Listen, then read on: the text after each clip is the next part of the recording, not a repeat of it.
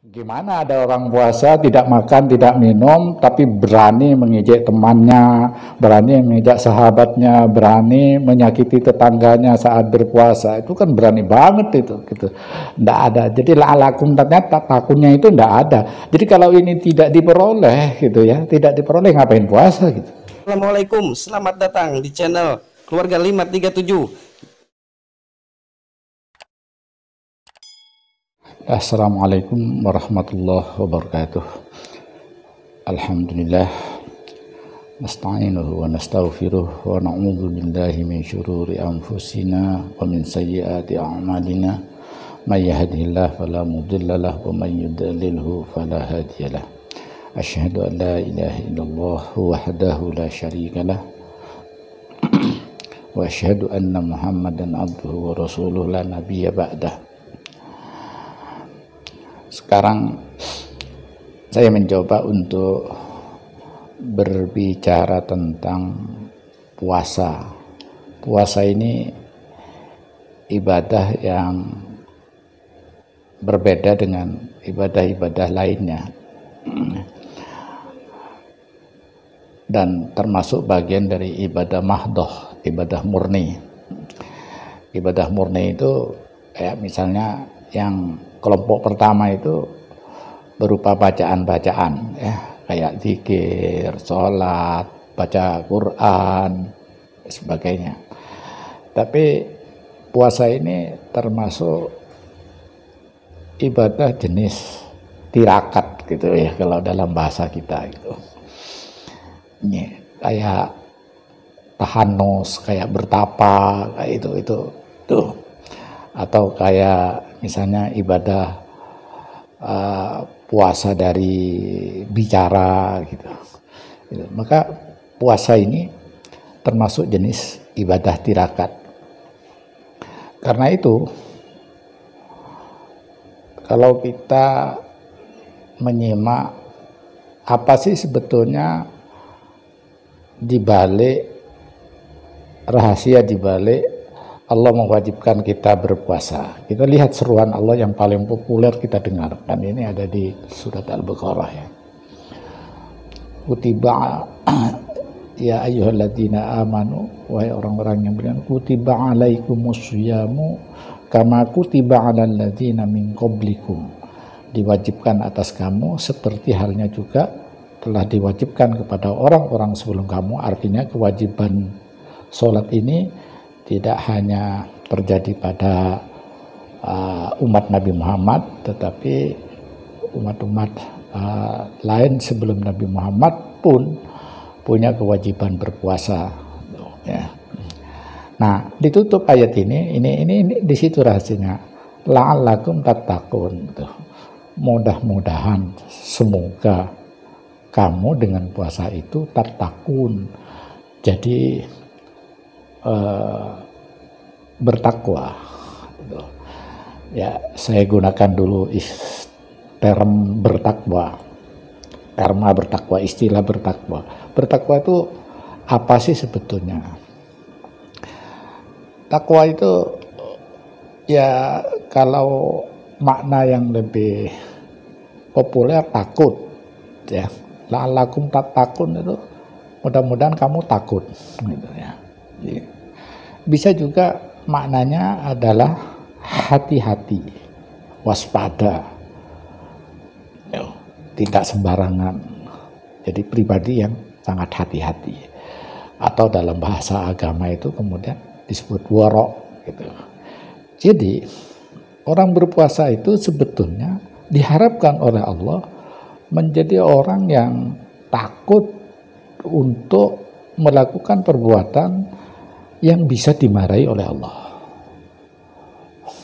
Bahkan ketika menjalankan kewajiban yang diperintahkan pun dia takut tidak diterima. Karena itu kemudian perintah dilakukan semaksimal mungkin.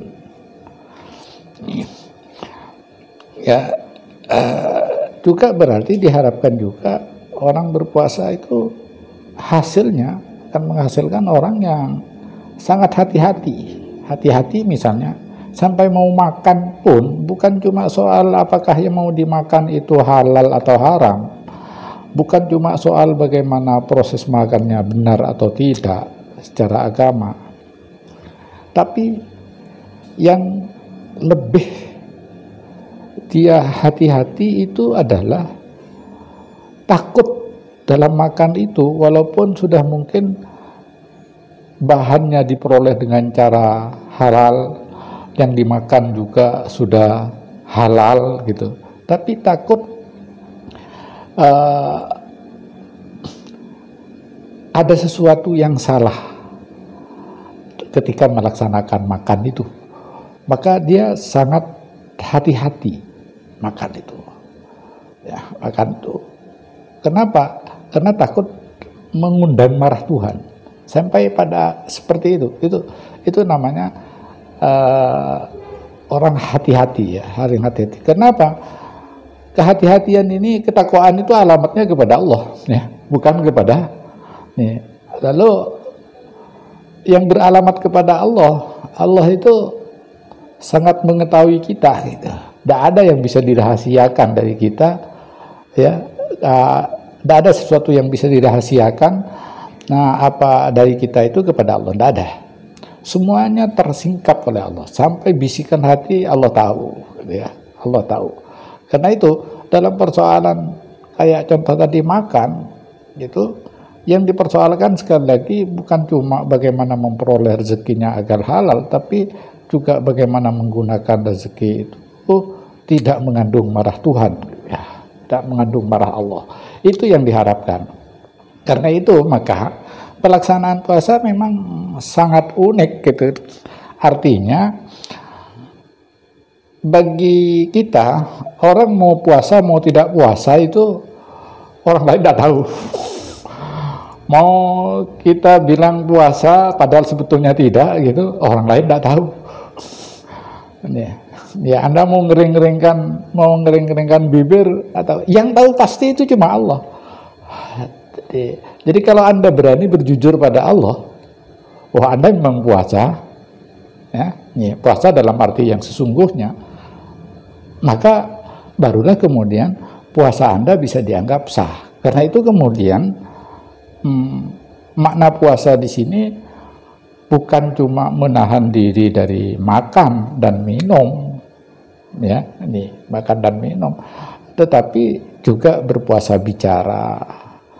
Mata juga dipuasakan untuk tidak melihat hal-hal yang negatif, telinga juga dipuasakan, pendek kata, seluruh indera kita juga dipuasakan untuk sepi dari hal-hal yang negatif, dari hal-hal yang dilarang oleh Tuhan. Bagaimana mata kita, telinga kita, hidung kita, tangan kita, semuanya bergerak, berfungsi pada hal-hal yang baik yang Allah suka, ya, yang Allah suka. Itu puasa, ya. Sebab puasa kita kemudian menjadi tidak sah kalau kita tidak bisa berpuasa mulut, bukan hanya dari makan, ya, termasuk dari berbicara hal-hal yang buruk dan sebagainya. Jadi karena itu saya bilang tadi, puasa ini bukan cuma menjadi ibadah seperti ibadah-ibadah mahdoh lainnya, kayak zikir, kayak baca Quran, kayak sholat, gitu. Ya, karena tempatnya ada di diri kita sendiri, gitu. Anda sungguh puasa atau tidak, itu yang tahu Anda sendiri dengan Allah. Gitu. Dan seberapa tingkat kualitas puasa Anda, yang tahu Anda sendiri dengan Allah. Orang lain tidak tahu. Jadi Anda apakah betul-betul berpuasa atau tidak, itu hanya Anda dan Allah yang tahu. Itu di sini.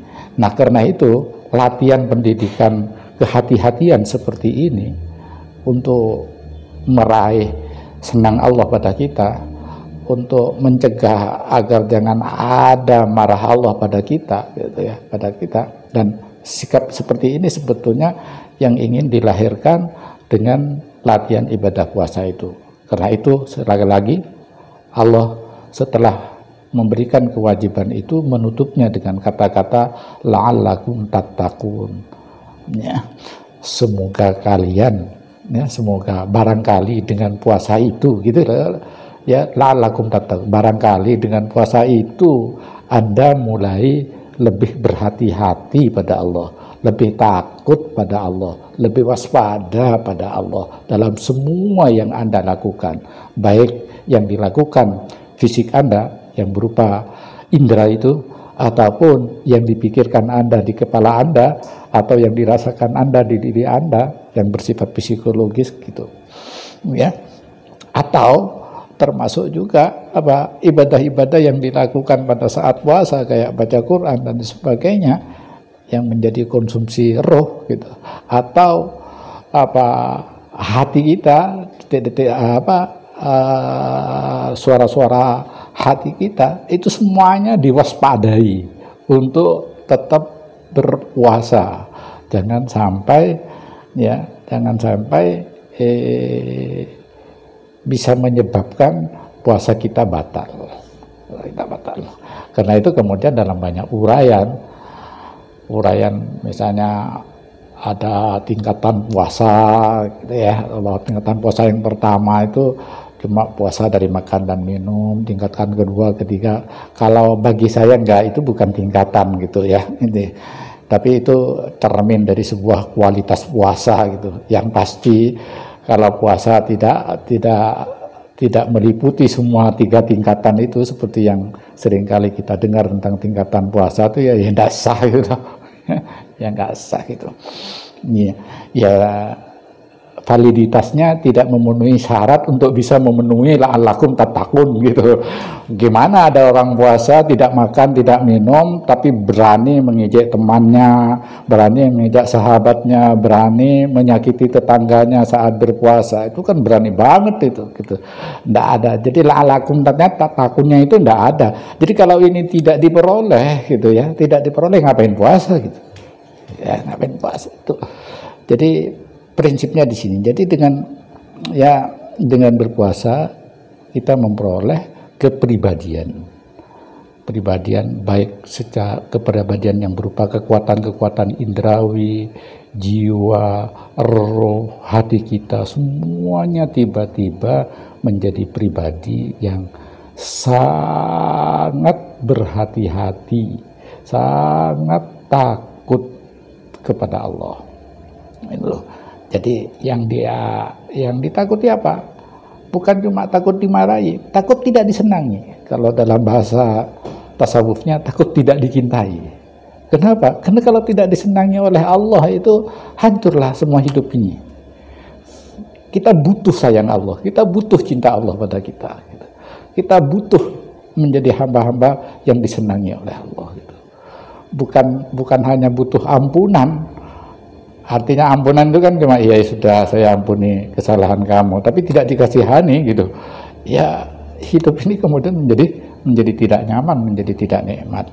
Nah, mudah-mudahan latihan puasa tahun ini benar-benar melahirkan sikap takwa ya, yang punya arti takut dan hati-hati terhadap Allah. Takut tidak bisa menerima cintanya, takut kita mendapatkan marahnya.